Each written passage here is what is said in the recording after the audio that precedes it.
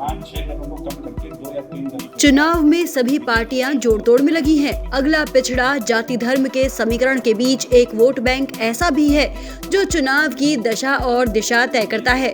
ये वर्ग है व्यापारी समाज। प्रदेश में 2.5 करोड़ और लखनऊ में 2 लाख से ज्यादा व्यापारी हैं।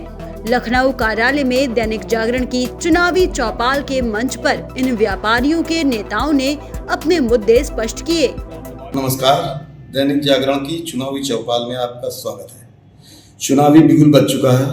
आज हमारे साथ प्रदेश के 2.5 करोड़ व्यापारियों का प्रतिनिधित्व करने वाले व्यापारी संगठन के पदाधिकारी हैं। आज हम उनसे बात करेंगे कि वे भावी सरकार से क्या चाहते हैं और उनके चुनावी मुद्दे क्या हैं। मेरी जो आने वाली सरकार से, जो चुनाव के बाद जो आने वाली सरकार होगी, उससे ये मांग है कि सबसे पहले उत्तर प्रदेश में भय मुक्त वातावरण हो, जिससे व्यापारी सुगमता से अपना व्यापार कर सके। दूसरा, बिजली की बिलों के दर कमर्शियल के बहुत ज़्यादा है। उसके लिए जो सरकार से हमारी मांग है कि रेजिडेंशियल से अधिकतम 2 गुना होना चाहिए और किराया किसी तरह का नहीं लेना। जितना हम बिजली की यूनिट यूज करें उतना ही हम भुगतान करें। तीसरा, commercial house tax, commercial water tax, ये भी बहुत ज़्यादा है। इसके लिए आने वाली सरकार से बड़ी गंभीरता से मैं मांग करता हूँ, अपने संगठन की तरफ से मांग करता हूँ कि इसकी दर को रेजिडेंशियल से 2 गुना अधिकतम किया जाए, इससे ज़्यादा नहीं होना चाहिए। तीसरा, इंस्पेक्टर राज की पूरी तरह से, चाहे वो कानून में सरलीकरण के माध्यम से, इंस्पेक्टर राज का खात्मा होना चाहिए। और हम लोग की प्रथम मांग है कि बहुराष्ट्रीय कंपनियों पर पूरी तरह अंकुश लगाया जाए और जीएसटी की दरों को युक्ति संगत किया जाए। जूते ईंट भत्तों की भी जो जीएसटी बढ़ाया गया है उसको वापस लिया जाए।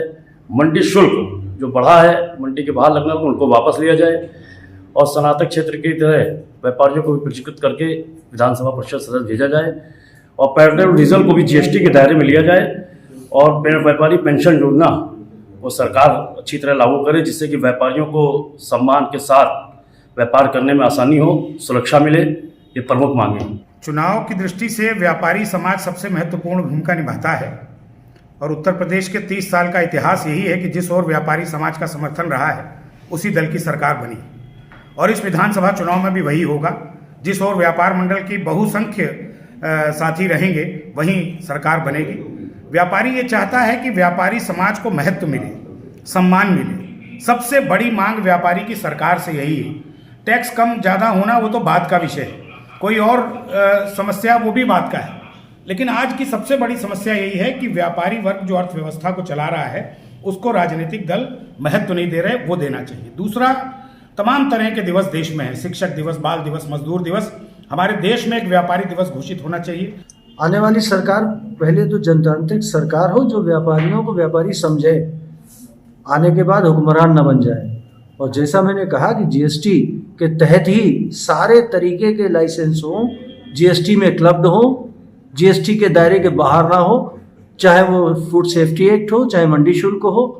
इसके अतिरिक्त जो हमारा ई कॉमर्स से व्यापार प्रभावित है उस पर 10% राज्य सरकार स्थानीय शुल्क लगाए ताकि व्यापारी प्रतिस्पर्धा में आ सके।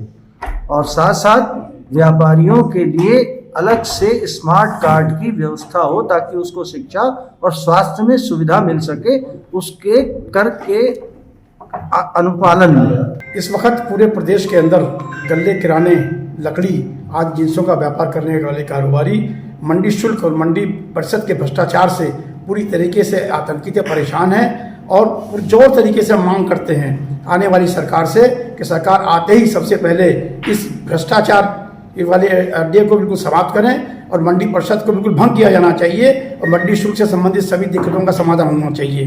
दूसरे, एफएसआई के अंदर इतनी विसंगतियां कानून के अंदर जो भी बात की जा रही है इंस्पेक्टर राज को खत्म करने की, इंस्पेक्टर राज कानून को जब तक आप सरल नहीं करेंगे तो समाप्त नहीं होगा। वर्तमान में प्रदेश ही नहीं देश में व्यापारी समाज विदेशी ई कॉमर्स के मनमाने तरीके से किए जा रहे व्यापार से बहुत परेशान है। प्रदेश के व्यापारियों की ये मांग है कि प्रदेश में व्यापारियों के लिए एक ई कॉमर्स की नीति बनाई जाए। साथ ही साथ प्रदेश में एक राज्य स्तर पर पीपीपी मॉडल पर एक ऐप, एक मार्केट प्लेस डेवलप की जाए। व्यापारियों के साथ कॉमर्शियल हाउस टैक्स और जिन दुकानों पर पानी के कनेक्शन नहीं है, सीवर का इस्तेमाल नहीं हो रहा, उनके भी बिल आ रहे हैं, उनको बिल नहीं आने चाहिए। व्यापारियों को स्वास्थ्य बीमा और दुर्घटना बीमा योजना का दायरा बढ़ा करके उसमें महामारी जैसी अन्य योजनाओं को भी शामिल किया जाए और व्यापारियों को प्रदेश में सुरक्षा मिले, इसके लिए पुख्ता इंतजाम किया जाए। व्यापारी सुरक्षा प्रकोष्ठ का गठन है लेकिन प्रभावी नहीं है, तो उसको और अधिक प्रभावी किया जाए। व्यापारी नीति आयोग की स्थापना की जाए। मैं आने वाली सरकार से अपेक्षा करता हूं कि व्यापारियों की सुरक्षा के लिए जो 18% ब्याज सरकार ले रही है, प्रदेश सरकार और केंद्र सरकार, और दे रही है हमें 5%, तो ब्याज की दर 6% की जानी चाहिए।